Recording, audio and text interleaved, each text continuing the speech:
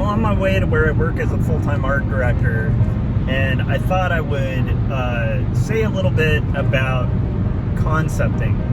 I don't know if I'm pretty sure I've talked about this before on vlogs, but if I haven't, bear with me. I've got a tale to tell about the strength of strong concepts. I am not the best artist on the planet by any means. In fact, among my peers, I would consider myself one of the least talented when it comes to execution. I'm good at a few things that have helped me in my career as a designer and an illustrator and garnered me some attention. The core thing I'm good at is storytelling.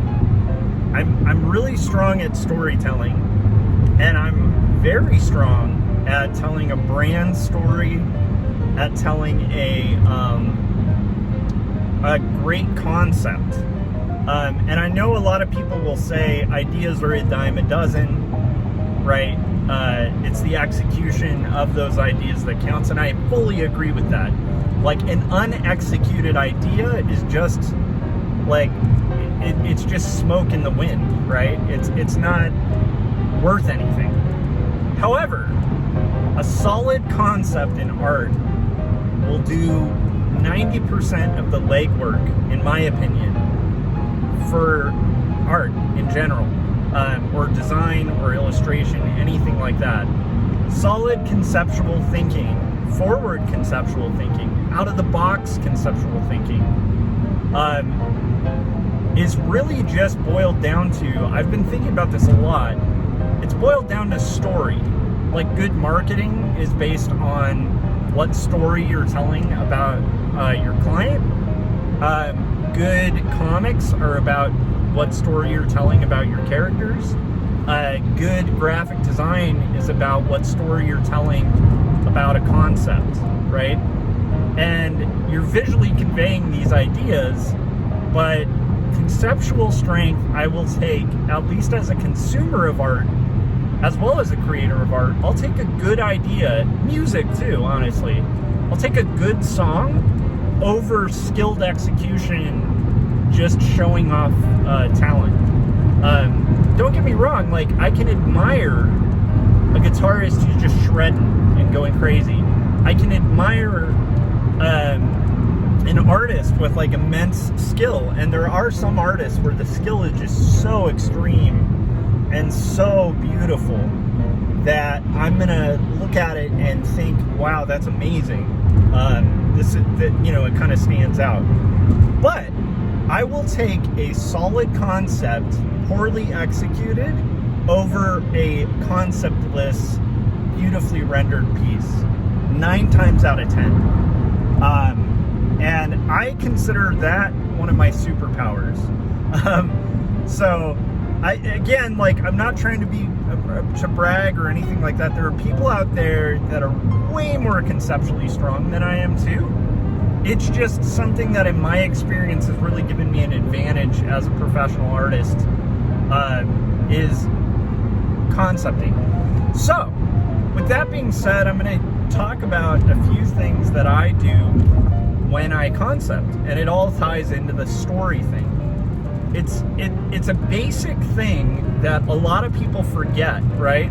When you're going to create artwork, ask yourself who, what, where, when, and why. I know, it's not like a profound thing.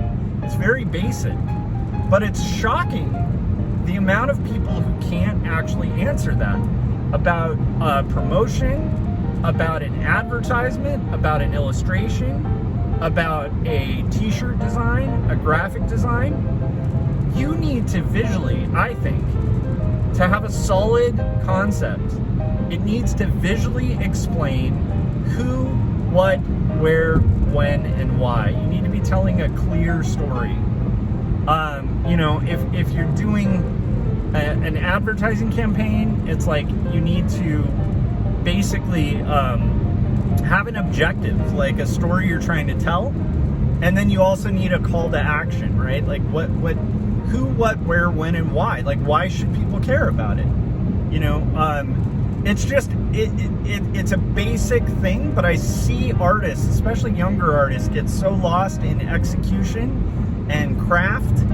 And I love execution and craft, and I think you should focus on that and definitely get your basics down. But it is amazing how far just strong concepts can take you. And honestly, it's not rocket science to come up with strong concepts. It's based on that basic thing you learn about storytelling when you're a kid in elementary school. Who, what, where, when, and why. So it's just a thought. I would encourage you. It's part of, like, to explain this a little further and put it in context of how I apply it. Even in comics, I'm wanting to make sure that I'm clarifying who, what, where, when, and why. Right? That's it. That's one of the core things. If I'm not hitting those notes, I can get more complicated. I can do experimental paneling. I can do really beautiful artwork. But at the end of the day, my job is to say who, what, where, when, and why. At my day job, where I work as an art director, the stronger stuff, the stuff that's going to do really well with clients, with things like that, it's always going to be answering who, what, where, when, and why. I know it's not like the most profound thing in the world, but I see young designers who are just starting out, or people who are aspiring artists, kind of failing on that level, and I don't blame them, because I don't know how many people have had that kind of experience learning art education. And I'm not trying to say like, ooh, I'm some smart guy. I'm just saying I was really lucky, because one of the things I loved about California State University of Long Beach and their illustration program was that they really trained you on the core fundamentals, for sure. Like, you had to take basic drawing classes, 2D design, typography. You got a well-rounded education in art, like sculpture, like all sorts of weird stuff. You had to get those as your prerequisites in order to be an illustration major. Drawing and painting, all of that beautiful stuff. But the illustration program itself was more focused, I think, on story, on what you're trying to say, how you can change the point of view of your frame or your image to convey a message. How do you have clarity visually? Like, what are you going for? Like, what look do you want to have? And why? Like, answering why.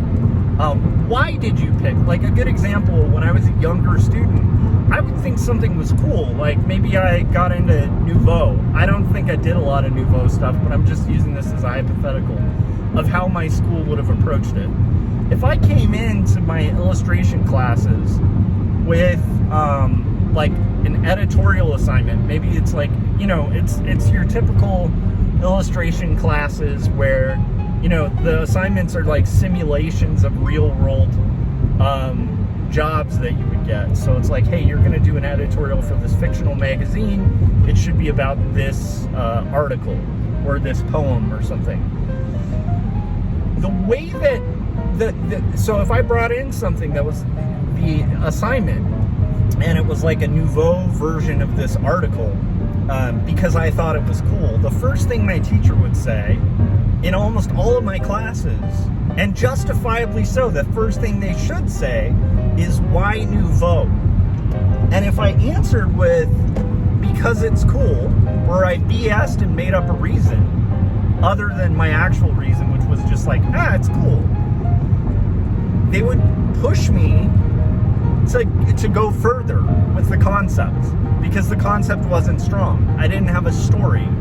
I didn't have a story reason for why I was making that decision.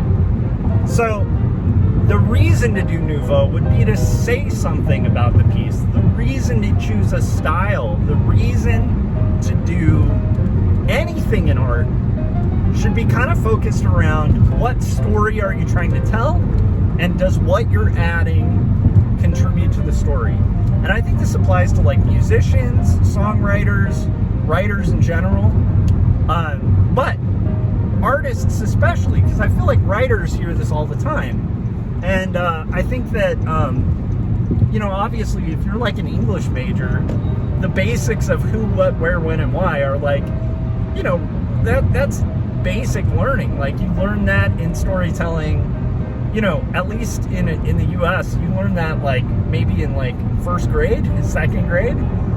But again, like some of the things that happen to us as we get mature and we kind of move on and move forward and learn things in life, we can forget some of the basic things, basic facts about life, basic ideas of science, basic ideas of literature, right? And of writing. And storytelling is your job if you're a graphic designer. And whether you like it or not, when you make a visual picture, you are telling a story. So, like even if you're doing brand identity, whatever you're doing is telling a story, making a narrative. So here's a little suggestion for you. And maybe not you, like you might already know this and be like, meh, it's a basic thing and that's cool. I don't think this is some secret knowledge. I think this is actually common knowledge among illustrators and designers, and cartoonists too. Ask yourself the next piece you make, the next time you sit down to draw, even if you're drawing in a sketchbook, ask yourself, am I saying who, what, where, when, and why? Or am I just drawing a pretty picture? And then even if it's drawing a pretty picture, is that what it's about? Is it about beauty and the exploration of beauty? And if it is, have you gone far enough? If it's about elegance, is it elegant enough, right? Is that enough? Like, are you doing it far enough to make it awesome? If you're not, give it a concept. It's just a really good piece of advice. Now, I'm an okay artist. I'm an okay graphic designer. I feel like I'm a pretty good art director.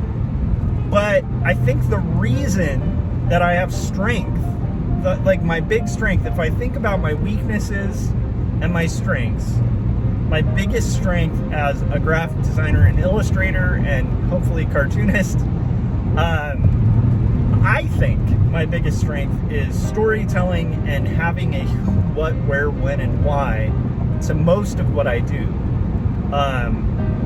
So anyhow, that's something to consider, think about. We're in visual communication, so clear communication. And again, we learned that really young. Clear communication is answering who, what, where, when, and why. So hopefully that was helpful for you guys. Again, like maybe you disagree and that's okay. We're in a world full of different opinions on art.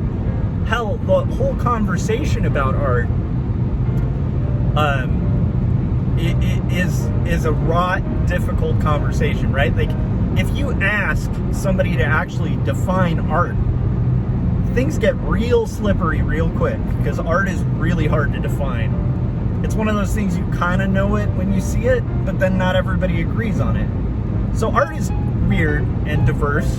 Opinions on art are weird and diverse.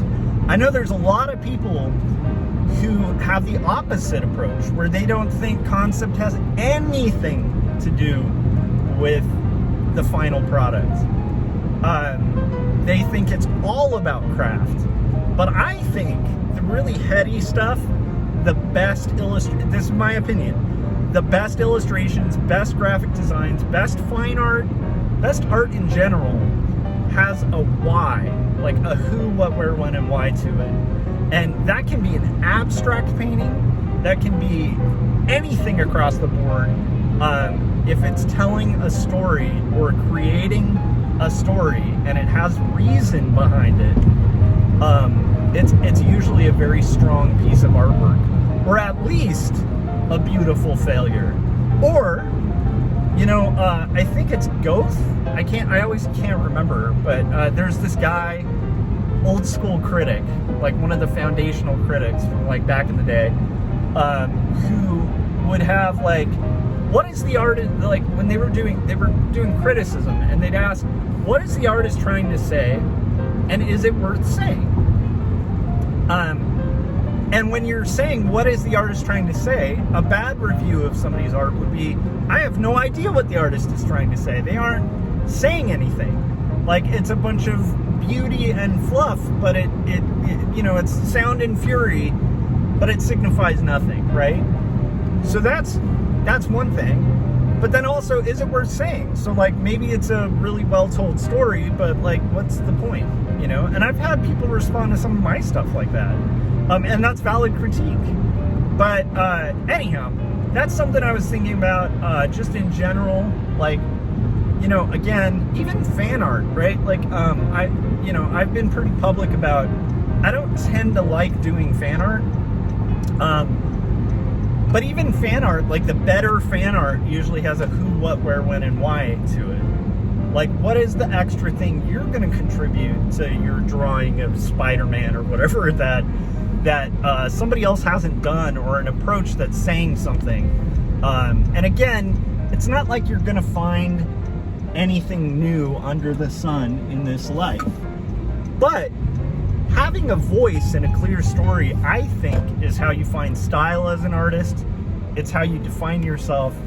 And it's the kind of stuff, I think, at least for me, the stuff that geeks me out. Like, one of the reasons Chris Ware is one of my favorite artists is that he always has so much intention behind every decision he makes as a cartoonist.